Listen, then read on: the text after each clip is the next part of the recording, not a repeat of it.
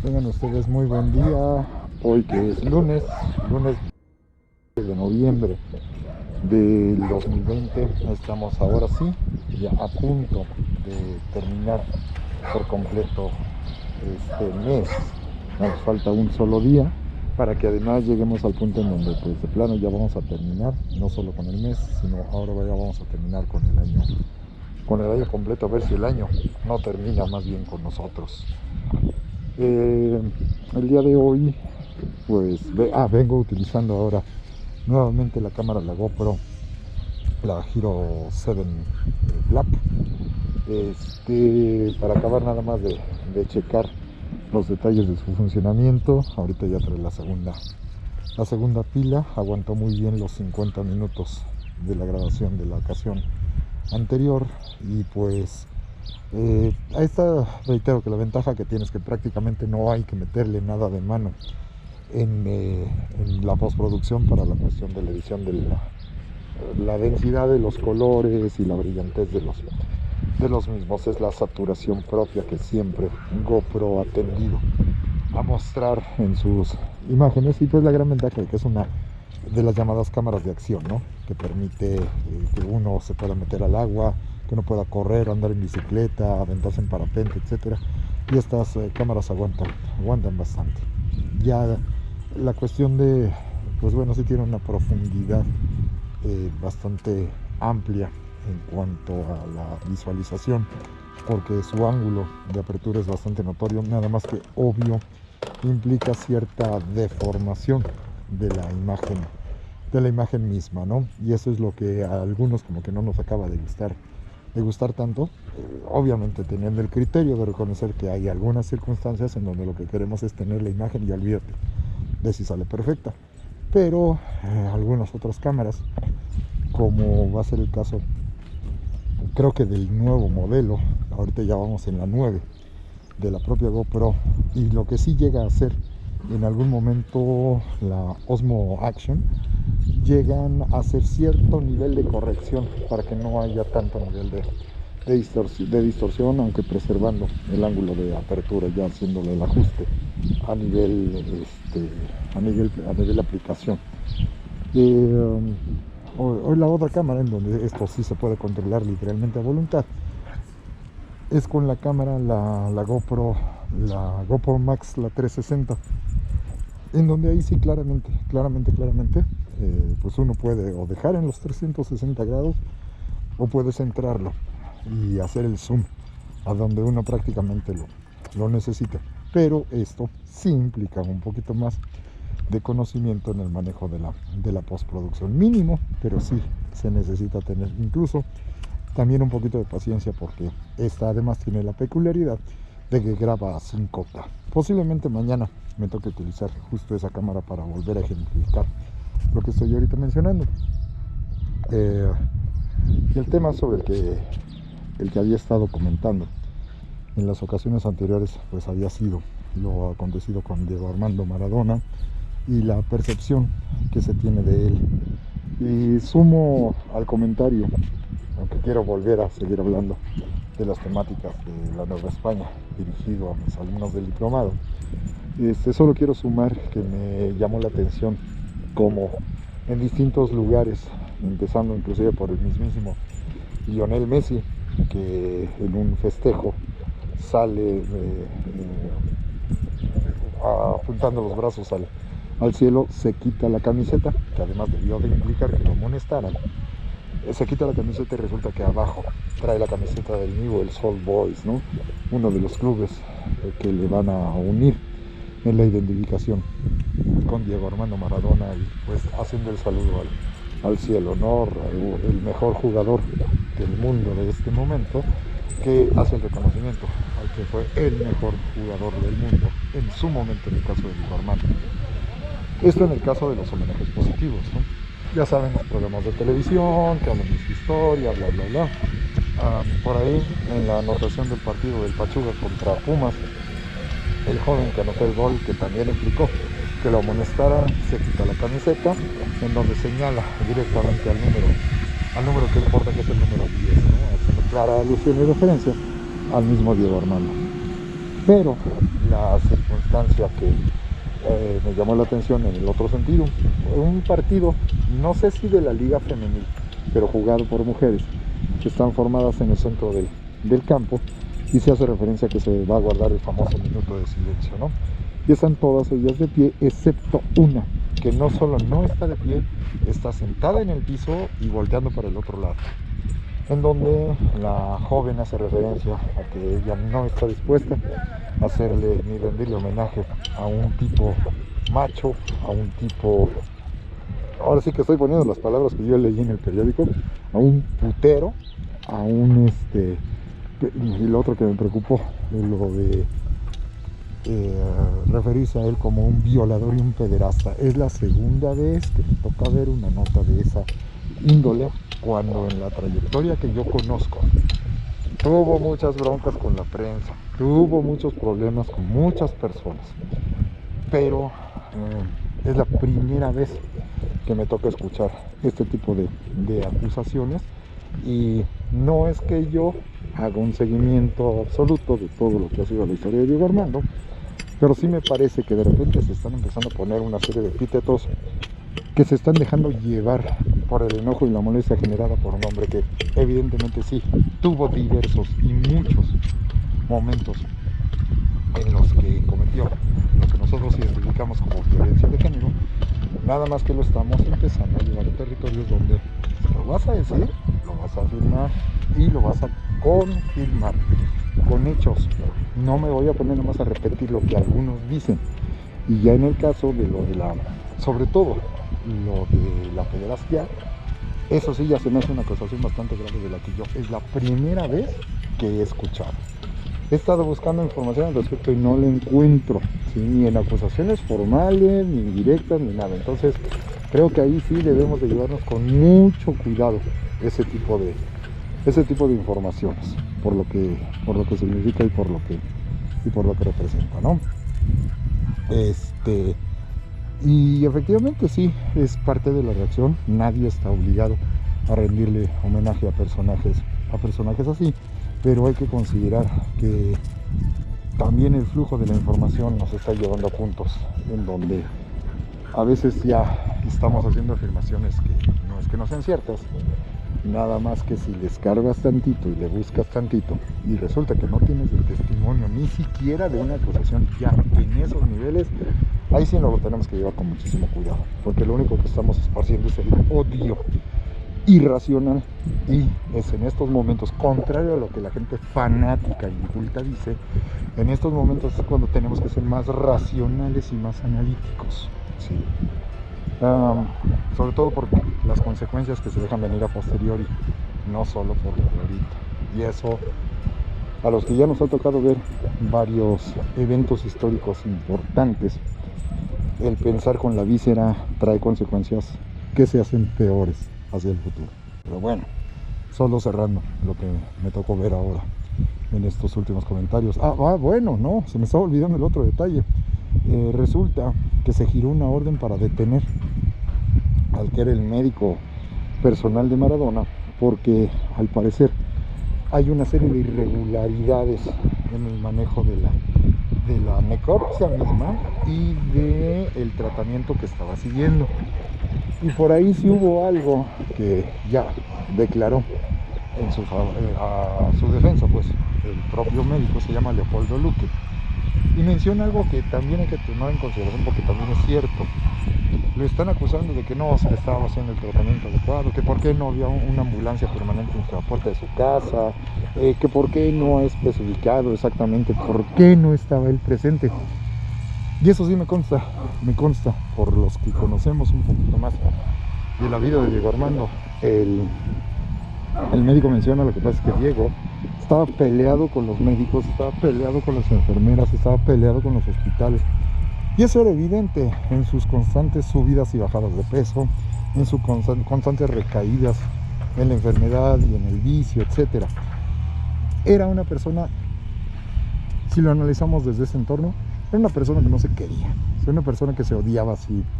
a sí mismo, que no se tenía el amor propio, que no se tenían los cuidados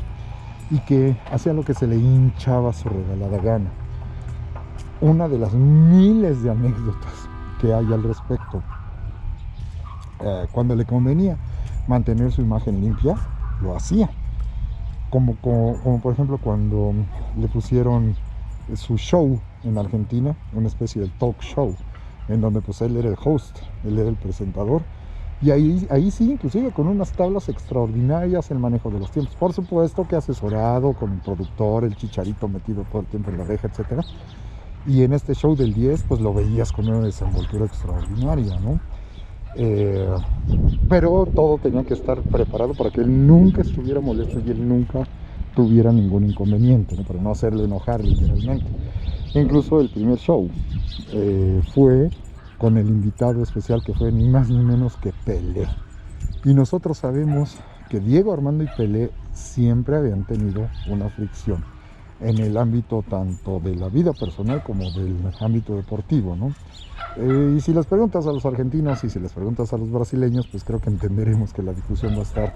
bastante severa en ese sentido. Pero ahí el que ha sido un poco más conciliador, aunque también tiene cola que le pisen,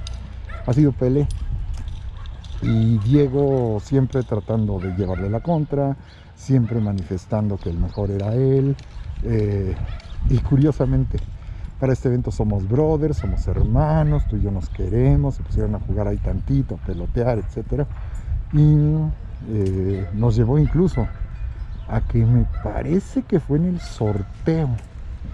para la organización de los grupos del Mundial de Rusia, se volvieron a encontrar. En este caso Maradona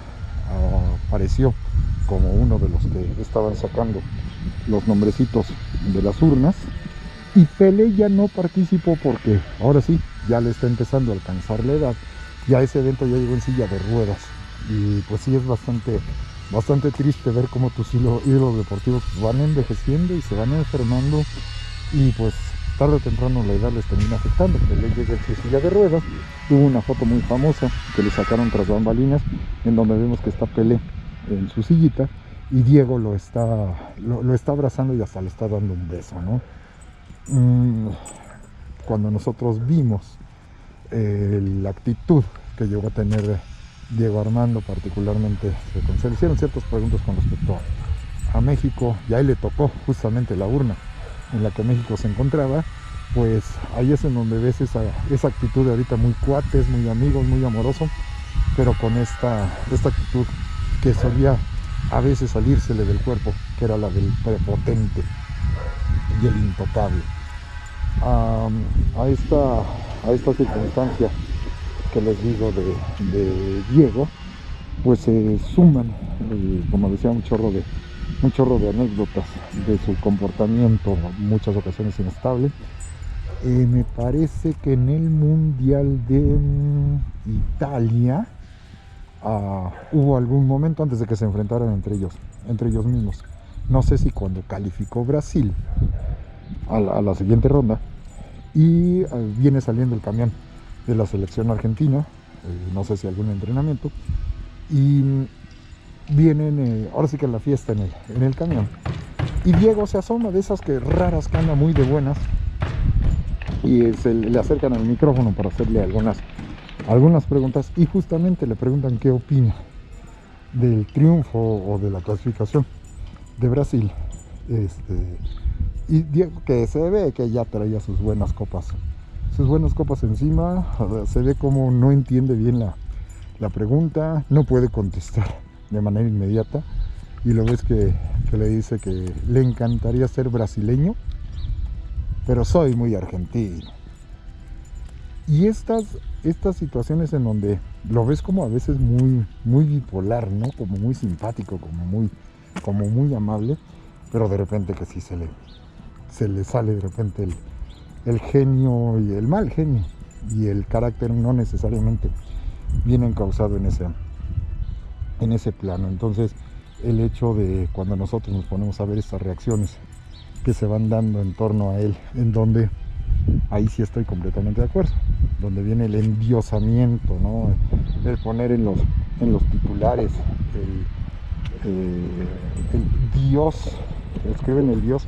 pero en lugar de la I y en lugar de la O ponen el número 10, ¿no? En donde sí nos damos cuenta de cómo también los medios de comunicación están llegando a ciertos excesos, incitando a esta sobrevaluación de los personajes, de los ídolos deportivos. Lo sabemos que desde hace mucho tiempo pasa, pero ahora está más sublimado por este contacto casi inmediato que tenemos con medios acríticos y que influyen sobre las opiniones y los puntos de vista de gente que de repente no tiene la madurez ni tiene el criterio para manejar dicha información.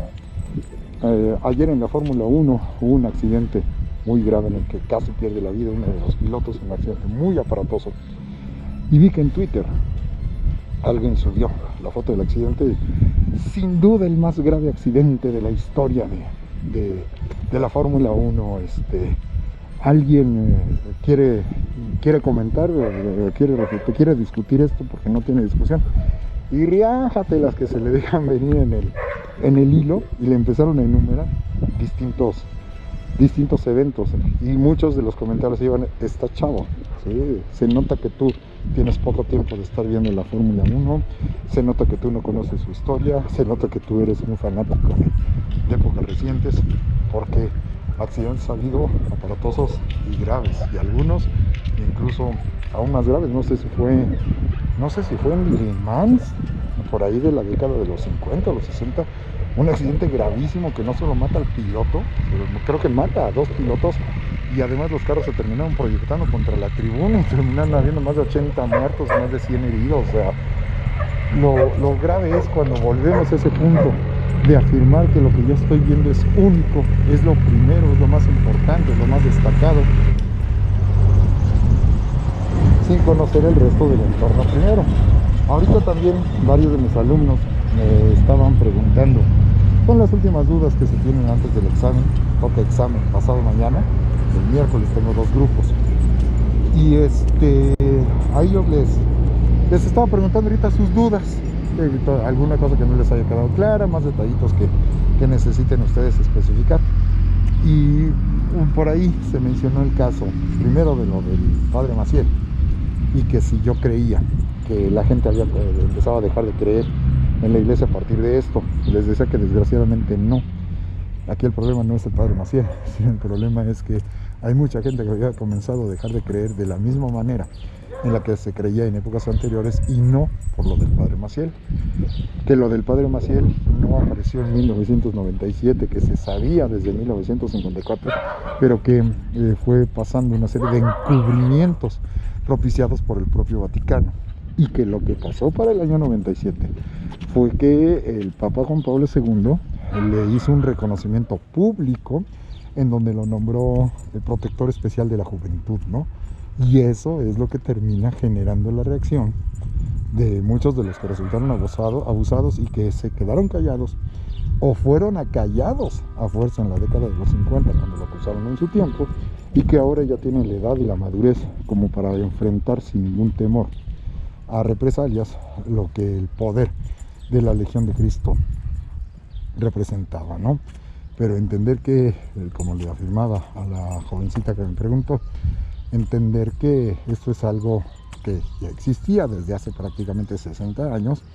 La diferencia es que la gente no se enteraba, ¿sí? No es que no quisieran reaccionar, no quisieran saber, porque también era una figura sagrada. Cuando se enteraron, cuando no se encubrió la información para que justamente la gente no pudiera opinar, y los pocos que llegan a ejercer su opinión se van sobre la línea de que a la autoridad, a la dignidad eclesiástica no se le puede dudar, ¿no? La otra iba con base a los acontecimientos de que si Estados Unidos, sobre todo de Afganistán en adelante, se ha estado metiendo de una manera más clara y más evidente en asuntos internacionales. Y les decía yo, pues lo de más claro y más evidente, a lo mejor es más notorio por los medios, pero están metidos de ese nivel, en ese nivel, de esa manera, desde la Segunda Guerra Mundial. Y uno de los testimonios más importantes es lo que pasa con los Pentagon Papers. No, pero es que el caso de este chavito, de Edward Snowden, sí, nada más que tú no puedes entender a Edward Snowden sin revisar primero lo que fueron los Pentagon Papers. Los Pentagon Papers son la base fundamental. Él mismo me decía, es que estos documentos que demuestran que Estados Unidos está metido, sí, ¿y qué crees que hicieron los Pentagon Papers? O sea, el problema es que volvemos a lo mismo, se quedan con la información más cercana y no revisan los antecedentes para darse cuenta de la gravedad de una situación en donde la propia autoridad guarda y se reserva por cuestiones de seguridad pública, de seguridad nacional, cierto tipo de información para que no se cuestione y se ponga en tela de juicio a la autoridad misma. Este planteamiento es el que me permite enlazar con los comentarios del proceso del dominio político y religioso durante el mal llamado periodo colonial, y sería más adecuado referirlo como periodo virreinal. Y en ese entonces, la pequeñísima diferencia es que Iglesia y Estado formaban parte de la misma jerarquía y no se podía entender la una sin la otra. Y por eso en muchos de los eventos mayores tú vas a ver que para el soberano se hace una misa de acción de gracias, se hace una ceremonia luctuosa, se hace una ceremonia religiosa de apertura de eventos políticos, se hace el paseo del pendón para conmemorar la caída de México Tenochtitlan, donde viene toda la procesión de la jerarquía eclesiástica y la jerarquía política en los lugares que les corresponde. Pero esto nosotros ya no lo conocemos, esto nosotros ya no lo entendemos, ni siquiera sabemos que existió. Y si para nuestros ojos no lo vemos, pues literalmente no existe, ¿no? Que es la situación que ya mencionábamos en diversas ocasiones acerca de la percepción.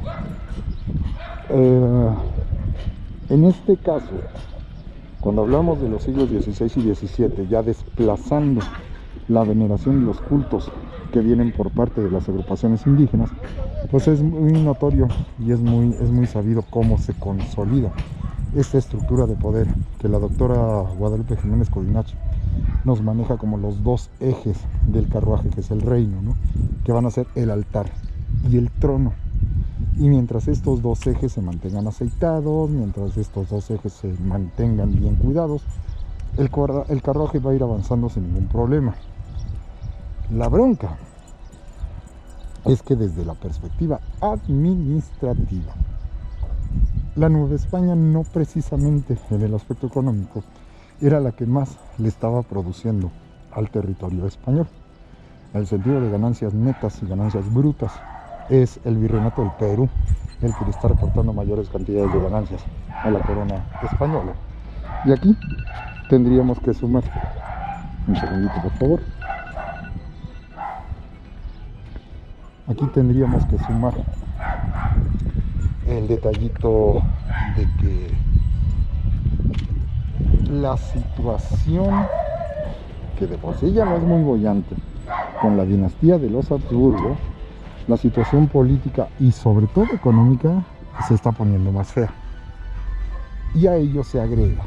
que, dada la circunstancia de las constantes relaciones entre las mismas líneas familiares como dinastías en Europa, van a llevar que para finales del siglo XVII el soberano Carlos II, al que apodaban el hechizado, va a terminar falleciendo y a su muerte deja la corona. El problema es que la deja sin descendencia. Y ustedes saben que el factor más importante de una dinastía es asegurar la continuidad. Por esa razón es tan importante, por ejemplo en el caso de la pintura de Jacques-Louis David, la de que decimos erróneamente la coronación de Napoleón. Si lo revisamos con cuidado, no es la coronación de Napoleón. A la que se está coronando es a la emperatriz, porque simbólicamente eso es lo más importante. No solo que Napoleón sea emperador, sino que a través de Josefina se está asegurando que Napoleón tenga descendencia. Y esto amarra la existencia y trata de perpetuar lo que va a ser la dinastía que se inicia, en este caso directamente con él. El caso de los Habsburgo ha llevado a que incluso este mismo soberano ha desarrollado ya una serie de taras mentales. Es muy notorio en su rostro ya la deformidad, ya no la característica física del prognatismo, que era muy notorio en la familia de los Habsburgo o de los Austria, sino que además ya es evidente que tiene rasgos que demuestran que efectivamente ya tiene deficiencias corporales y deficiencias mentales. Y esto yo no me lo estoy inventando. Cuando se hizo la necropsia al cadáver del rey Carlos, se encontró ya una serie de irregularidades que le impedían tener una buena salud, que le hacían vivir con muchos dolores, que le hacían vivir pues una vida prácticamente imposible de disfrutar, ¿no? Se encontró que literalmente los riñones estaban carcomidos, que el hígado estaba reducido, que el corazón estaba sumamente rígido, los pulmones estaban prácticamente colapsados, o sea, su salud era un desastre, para no hacer el cuento tan largo, ¿no? Y que además también una de las cosas, porque era conocido, es que él todavía seguía siendo amamantado, me parece, hasta los 15 años o 18 años de edad, ¿no? Entonces es para que nos demos una idea de qué tan chuecas estaban ya las cosas. Pues resulta que además no pudo tener descendencia, y la consecuencia va a ser pues una pequeña crisis que se va a generar en España para tratar de encontrar a su sucesor, ¿no? Y que no haya un pleito grande con otras naciones por tratar de quedarse con el control de lo que es la zona peninsular. Él va a terminar dejando escrito en su testamento que él solicita que el que quede como su heredero es un descendiente, pero ya por línea colateral, no por línea directa, que en este caso va a ser, si mal no recuerdo, es bisnieto de Luis XIV, no, nieto, perdón, de Luis XIV, que debe de ser Felipe de Borbón, Felipe d'Anjou, y que finalmente, después de una serie de discusiones y pleitos, algunos no tan gratos, esto va a llevar a la circunstancia de que el que termina tomando el trono ya de 1701 en adelante en España ya es un soberano de otra dinastía y proveniente de otro país. Para esto debemos de tener en mente que España misma no va a tener un soberano local, y no es la primera vez que le pasa. ¿A qué me refiero con esto? Por supuesto, se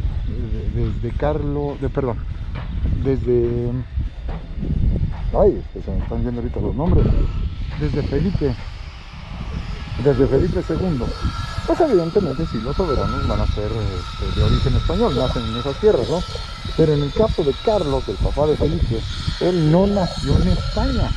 Él nace en los territorios de lo que sería la región de Flandes y propiamente más cercano a lo que sería la zona del Sacro Imperio como tal. Y cuando él llega a ejercer el gobierno ya para los años de 1516-17, pues literalmente llega como un extraño a estas tierras, y él propiamente no vivió la mayor parte de su vida en España. Él viajó pocas veces al territorio español y básicamente él va a gobernar desde sus otras tierras. En el caso del nuevo soberano Felipe V, ya para el año de 1701, pues él también va a llegar de fuera. Él nació en Francia, fue educado en Francia, proviene de la corte francesa, y evidentemente, como le pasó a Carlos I de España, cuando llegan a estas tierras, llegan con toda la pompa y el boato propios de las cortes a los que ellos originalmente pertenecen, y son vistos como extranjeros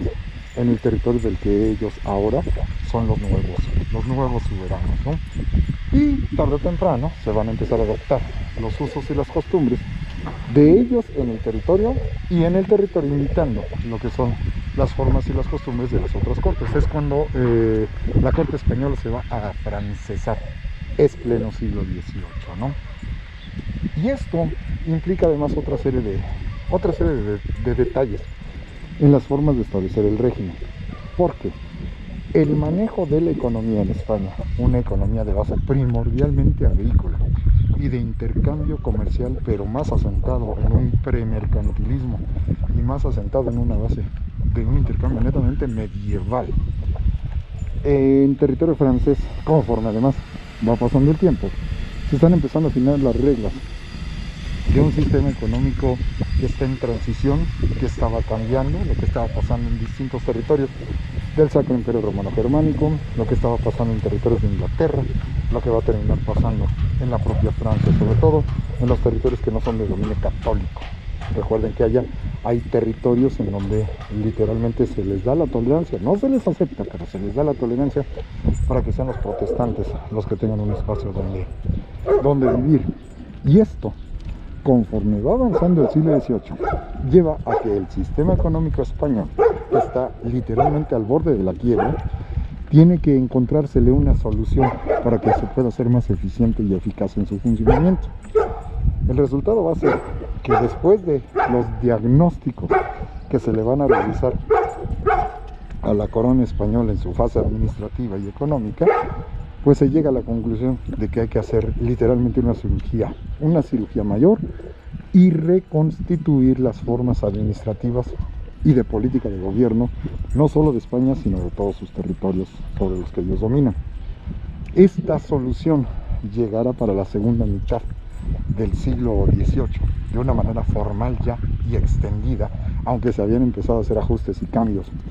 propios de los requerimientos que se estaban viviendo para que no se fuera a pique por completo la economía. Y esto es lo que nosotros vamos a terminar conociendo como las famosas reformas borbónicas, que van a comenzar a aplicarse de manera sistemática en el territorio novohispano, sobre todo a partir del año de 1764, con la verificación de un superintendente que va a ser don José de Gálvez, ¿no? Pero se imaginarán que si se reestructura el sistema político, si se modifica el sistema hacendario, si se pone más exigente el sistema de recaudación, pues esto va a implicar una serie de reacciones bastante fuertes en estos territorios, ¿no? Y todo esto, las consecuencias de la aplicación de las reformas borbónicas, un reajuste en el sistema político y sobre todo ciertas modificaciones que va a implicar la llegada de nuevas generaciones de españoles que van a tratar de aplicar de una manera tajante y sin cortapisas las nuevas formas de operación, van muy lentamente, sumado a una serie de agravios que no se habían solucionado desde épocas anteriores, nos van a empezar a sentar las bases de las inconformidades de los pobladores, no solo de la Nueva España, sino del otro gran virreinato, que va a ser el Virreinato del Perú, al que a su vez se van a ver en la necesidad de hacerle importantes ajustes administrativos e incluso también de jurisdicción territorial. Recuerden que para la segunda, sobre todo, ya es muy evidente, en la segunda mitad del siglo XVIII vamos a tener partido al territorio del Virreinato del Perú. Se va a constituir ahora en dos virreinatos, que van a ser el Perú y la Nueva Granada, y la necesidad de la creación de un nuevo virreinato en las tierras más al sur, que van a ser el virreinato cuya capital será la ciudad de Nuestra Señora de los Buenos Aires, en el caso del Río de la Plata, ¿no? El virreinato del Río de la Plata. Esto va a ser importante además, porque además de esta circunstancia administrativa que les estoy refiriendo, las formas de ejercer el poder también serán notoriamente sesgadas y modificadas a otras formas de entender la política, que implica el proceso de modernización. Esa parte no podemos negarla. Y en ese proceso de modernización que les refiero, nos vamos a encontrar que desde la perspectiva de la monarquía de los Habsburgo se crea una relación de dependencia del soberano con los súbditos, en donde el soberano se encargará como máximo patrono del territorio del reino en coyuntura, en apoyo junto con la vertiente eclesiástica, ellos se encargarán de proveer todo lo que sea necesario para la mejor protección de sus súbditos, en este caso sus indios, como se van a referir en la documentación oficial. Pero crean esta necesidad de proveer, donde el Estado es el que se encargará de crear las instituciones, de hacer los nombramientos, de llevar los recursos, de conseguir de dónde obtener los dineros para el funcionamiento. Y se genera esta visión en donde mientras tú te portes bien, mientras tú no cuestiones, mientras tú obedezcas lo que te dicen tus superiores, no te va a faltar nada, ¿no? En el caso de una vertiente que está entrando a la modernidad, sobre todo ya la segunda mitad del siglo XVIII, va a ser muy notorio que los Borbón no van a seguir exactamente el mismo planteamiento. Y entrando al mundo de la modernidad, se tiene que comenzar a activar la economía de estos países, se tiene que comenzar a hacer productivas estas tierras en donde no todo dependa del Estado, no todo depende del gobierno, sino también empezar a fomentar la productividad y el desarrollo, donde la corresponsabilidad entre las autoridades gubernamentales y los propios súbditos de la monarquía pues tendrán que hacerse cada vez más claros y evidentes. Y en esos ajustes nos vamos a encontrar que es necesario que se active en una vertiente económica moderna, ahora sí ya hablando de las cuestiones de la modernidad, en donde pues el soberano no es el que te va a estar proveyendo de todo, y tú también tienes que proveer mano de obra, y tú también tienes que empezar a manejar capitales, tú también vas a tener que empezar a manejar salarios, ¿no? La modernidad empieza a entrar lentamente también en estos territorios, pero al momento de que se van a tener que hacer los dichosos ajustes, pues creo que entenderemos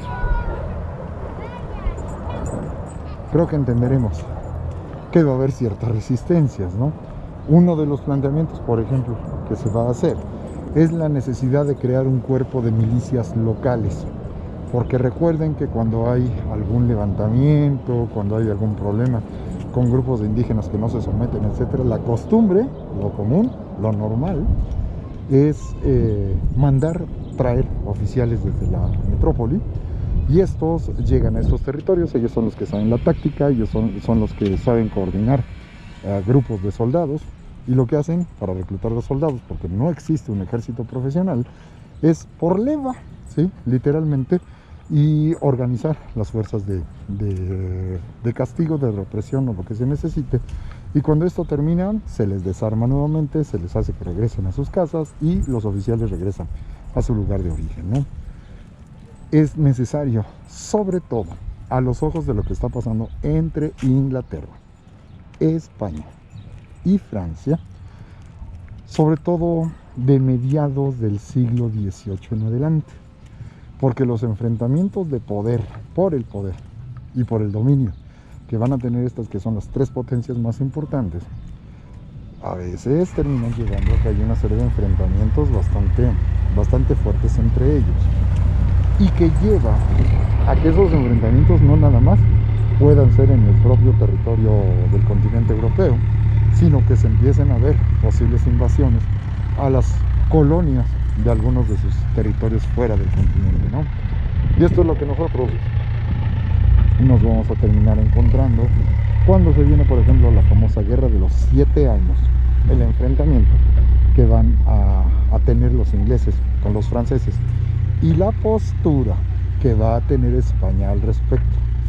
en donde España terminará inclinando su apoyo. Aquí es muy claro y evidente, aparte de la fricción histórica que traen con los ingleses, el odio que se traen desde el siglo XVI, sobre todo por el pirataje, y que del lado de los ingleses permitió el fomento de la famosa leyenda negra de la colonización de los españoles, y que ahora Francia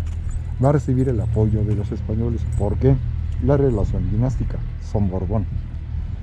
Por supuesto, ante una circunstancia como esa, los ingleses van a buscar la manera de hacerle pagar tanto a los franceses como a los españoles lo que implicó el resultado de la guerra de los siete años. Van a terminar ganando esa guerra, pero se va a hacer un desgaste económico muy fuerte y la circunstancia política va a llevar a que después los franceses van a buscar la manera también de apoyar a las fuerzas, en este caso de los grupos independentistas en el territorio de las 13 colonias, que llevará como consecuencia a la independencia de los que nosotros conocemos como los Estados Unidos de América. Pero posteriormente, me la aplicaste, ok, te apoyaste a las 13 colonias, las terminaste ayudando a independizarse. Van a buscar la manera los ingleses de cobrarle el favorcito a los franceses, y más cuando los franceses van a entrar al problema de su propia revolución, ¿no? Va a terminar tronando la revolución francesa, y que España es la que a veces queda como el convidado de piedra, ¿no? El que ve desde afuera cómo están pasando las cosas, porque su autonomía o su poderío económico están comprometidos. Y el hecho de ver la fuerza con la que se enfrentan y se atacan mutuamente ingleses y franceses lleva a notar que cabría la posibilidad de que en alguno de estos conflictos a futuro los ingleses invadan territorios de dominio español, o los franceses pudieran terminar haciendo lo mismo. De hecho, ya les pasó con el territorio de Jamaica a los españoles, que termina cayendo en manos de los ingleses, el territorio de Haití, que no pueden quitarle el dominio a los franceses, y no se diga en el caso de muchos de los ingleses que empiezan a penetrar hacia el territorio de la Florida, que nominalmente se supone que también le pertenece a España, o la bronca de los piratas ingleses que llegaron literalmente a sentarse a vivir en el territorio que identificamos actualmente como Belice. Por eso también surge la necesidad de generar unas milicias locales que se puedan defender y que estén de manera permanente ante un eventual y posible ataque de estas otras grandes potencias, ¿no? Sobre esto abundaré más en el siguiente punto que platicaremos para nuestra siguiente sesión. Que tengan ustedes muy buen día.